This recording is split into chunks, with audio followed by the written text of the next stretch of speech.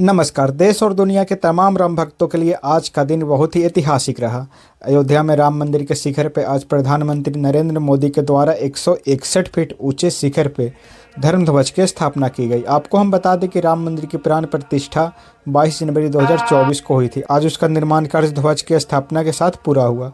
मौके पर यूपी के सीएम योगी आदित्यनाथ के साथ साथ संघ प्रमुख मोहन भागवत भी मौजूद थे। साथियों, 21वीं सदी का आने वाला समय बहुत महत्वपूर्ण है।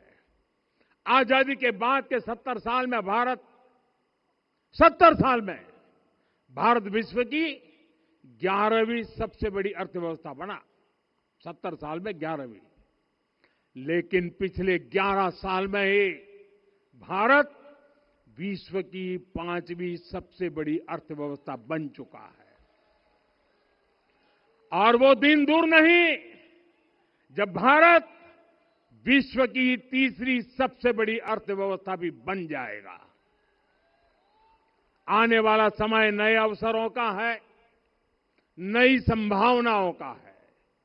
और इस अहम कालखंड में भी भगवान राम के विचार ही हमारी प्रेरणा बनेंगे। जब श्री राम के सामने रावण विजय जैसा विशाल लक्ष्य था, तब उन्होंने कहा था, सौरज धीरज ते ही रथ चाका, सत्यशील दृढ़ ध्वज पताका, बल विवेक दम परहित गोरे, क्षमा कृपा समता रजु जोरे। यानी रावण पर विजय पाने के लिए जो रथ चाहिए, शौर्य और धैर्य उसके पहिए हैं, उसकी ध्वजा सत्य और अच्छे आचरण की है, बल विवेक संयम और परोपकार इस रथ के घोड़े हैं। लगाम के रूप में क्षमा दया और समता है जो रथ को सही दिशा में रखते हैं। साथियों, विकसित भारत की यात्रा को गति देने के लिए ऐसा ही रथ चाहिए, ऐसा रथ जिसके पहिए शौर्य और धैर्य हो, यानी चुनौतियों से टकराने का साहस भी हो और परिणाम आने तक दृढ़ता से डटे रहने का धैर्य भी हो। ऐसा रथ जिसकी ध्वजा सत्य और सर्वोच्च आचरण हो, यानी नीति नियत और नैतिकता से समझौता कभी न हो।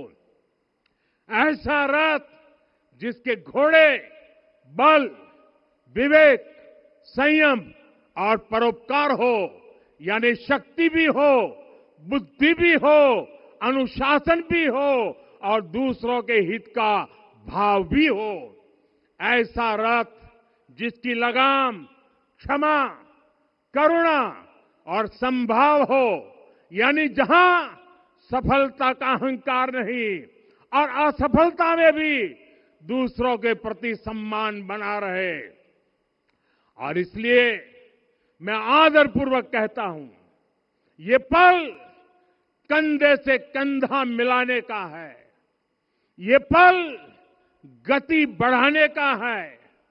हमें वो भारत बनाना है जो राम राज्य से प्रेरित हो, और ये तभी संभव है जब स्वयं हित से पहले देश हित होगा, जब राष्ट्र हित सर्वोपरि रहेगा। राष्ट्रीय स्वयंसेवक संघ के सरसंघ चालक डॉक्टर मोहन भागवत जी को मैं अपने संबोधन के लिए आमंत्रित करता हूं।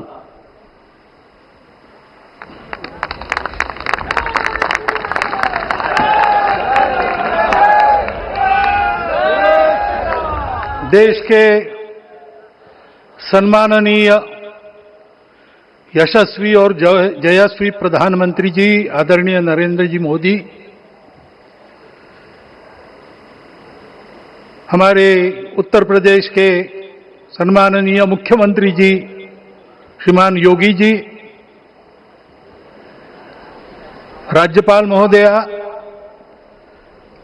मंचस्थ सभी मान्यवर, उपस्थित सज्जन, माता भगिनी, आज हम सबके लिए एक सार्थकता का दिवस है। इतने लोगों ने सपना देखा, इतने लोगों ने प्रयास किए, इतने लोगों ने अपने प्राण अर्पण किए।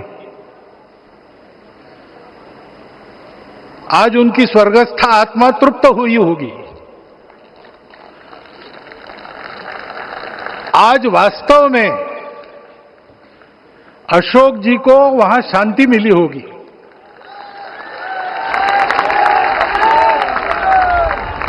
महंत रामचंद्र दास जी महाराज, श्रीमान डालमिया जी, कितने संत, कितने गृहस्थ, कितने विद्यार्थी, उन्होंने अपना प्राणार्पण किया, अपना पसीना बहाया। जो पीछे रहे वो भी रोज ये इच्छा मन में व्यक्त करते रहे कि मंदिर बनेगा बनेगा, बन गया। और आज उस मंदिर निर्माण की शास्त्रीय प्रक्रिया पूर्ण हो गई, ध्वजारोहण हो गया। राम राज्य का ध्वज जो कभी अयोध्या में फहराता था और संपूर्ण विश्व में अपने आलोक से सुख शांति प्रदान करता था, वो ध्वज आज फिर से नीचे से ऊपर चढ़ता हुआ और अपने शिखर पर विराजमान होता हुआ हमने अपनी आंखों से देखा है, इसी देह में देखा है। ध्वज प्रतीक होता है। इतना ऊंचा ध्वज चढ़ाना कितना समय लगा आप जानते हैं? मंदिर बनने में भी समय लगा। 500 साल छोड़े तो भी 30 साल तो लगे ही।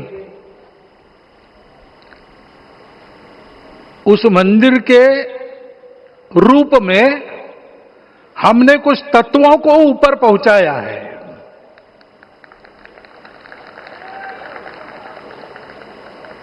सारा विश्व जिससे ठीक चलेगा, अपने व्यक्तिगत जीवन, पारिवारिक जीवन से लेकर तो सृष्टि जीवन तक सबका जीवन जिससे ठीक चलेगा, वो धर्म, उस धर्म का प्रतीक भगवा रंग, वह इस ध्वज का रंग है। ये धर्म ध्वज है। इस धर्म ध्वज पर रघुकुल का प्रतीक कोविदार वृक्ष है। वैसे रूप देखा जाए तो कचनार जैसे लगता है। और जो खोजी लोग हैं वो खोज कर कह रहे हैं कि मंदार और पारिजात दो वृक्षों का एक तरह से संकर है। दोनों वृक्षों के गुण, ये दोनों वृक्ष देव वृक्ष कहलाते हैं। दो देव वृक्षों के गुणों का समुच्चय ये वृक्ष है। और ये वृक्ष उस रघुकुल की सत्ता का प्रतीक है। वो सत्ता वृक्ष से व्यक्त होती है जिसके बारे में कहा गया, छायाम अन्यस्य कुर्वन्ति तिष्ठन्ति स्वयं आतपे। सबके लिए छाया देते हैं, स्वयं धूप में खड़े रहकर।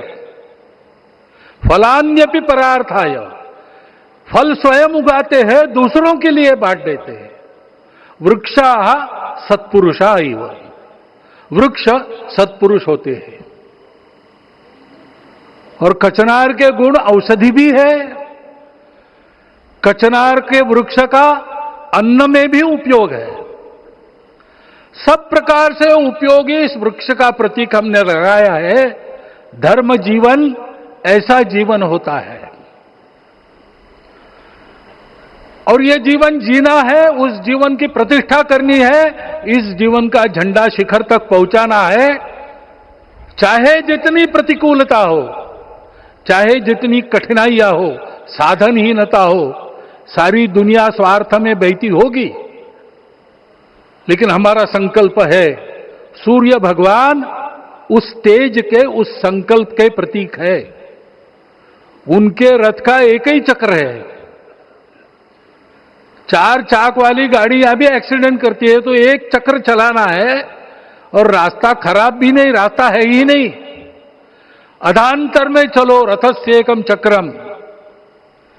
रथ चलाने के लिए 7-7 घोड़े, उनको नियंत्रण करने के लिए सांपों के लगाम है, और रास्ता नहीं है, और सारथी जो है उसके पैर नहीं है। ऐसी गाड़ी चल सकती है क्या? कंप्यूटर में डाटा डालेंगे, कहेंगे नहीं चलेगी। लेकिन बिना थके रोज पूरब से पश्चिम जाना आना सूरज भगवान कर रहे हैं, क्योंकि कार्य की सिद्धि स्वत्व के भरोसे होती है। हिंदू समाज ने लगातार 500 साल और बाद के दीर्घ आंदोलन में अपने इस स्वत्व को सिद्ध किया, और रामलला आ गए, मंदिर बन गया। यही बात सत्य पर आधारित धर्म, सत्य जो प्रतिनिधित्व होता है ओंकार से, वो सारी दुनिया को देने वाला भारत हमको खड़ा करना है। हमारे इस संकल्प का प्रतीक यह राम मंदिर, उसकी प्रक्रिया आज हमने पूरी कर ली है। यह धर्म, यह ज्ञान, यह छाया, यह सुफल संपूर्ण दुनिया में बांटने वाला भारतवर्ष खड़ा करने का काम अपना शुरू हो गया है। उसको, इस प्रतीक को देखकर, हिम्मत रखकर, उसी प्रकार सतत प्रयास करते हुए सब प्रकार की विपरीतताओं में भी हम सबको मिलके करना पड़ेगा। आज ये हमारे कृतार्थता का दिवस है, और आज हमारे संकल्प की पुनरावृत्ति का ये दिवस है। वो संकल्प हमको हमारे पूर्वजों ने दिया है। एतद् देश प्रसूतस्य सकाशाद अग्र जन्मनात्। इस देश के जन्मे हुए अग्र जन्मना है, सबसे प्राचीन है, इसलिए बड़े भाई है। वो ऐसा जीवन जिए कि स्वम स्वम चरित्रम शिक्षेरन पृथिव्याम सर्वमानवा। पृथ्वी के सर्व मानव अपने अपने चरित्र की शिक्षा, जीवन की विद्या भारतवासियों से सीखे। ऐसे भारतवासियों का परम वैभव संपन्न, सर्वशक्ति संपन्न और सबके लिए खुशी बांटने वाला, शांति बांटने वाला, सबको विकास के सुफल देने वाला भारतवर्ष खड़ा करना है। ये विश्व की अपेक्षा है, हमारा कर्तव्य है। मंदिर में श्री रामलला विराजमान है, उनका नाम ले और इस कार्य की गति हम बढ़ाए। इतना एक विषय आपके सामने रखता हूं। जैसा सपना देखा था उन लोगों ने, रामदास स्वामी ने कहा था, स्वप्नी जे देखिले रात्रि ते ते तैसे ची होत से। ऐसा सपना उन्होंने देखा था, बिल्कुल वैसा। और मैं कहूं कि उन्होंने जो सपना देखा था उससे भी अधिक भव्य और अधिक सुंदर ये मंदिर बन गया है। हमारे हृदय में वो निश्चय का सृजन करे, तपस का सृजन करे। ये शुभकामना मैं आप सबको देता हूं और मेरे शब्दों को विराम देता हूं।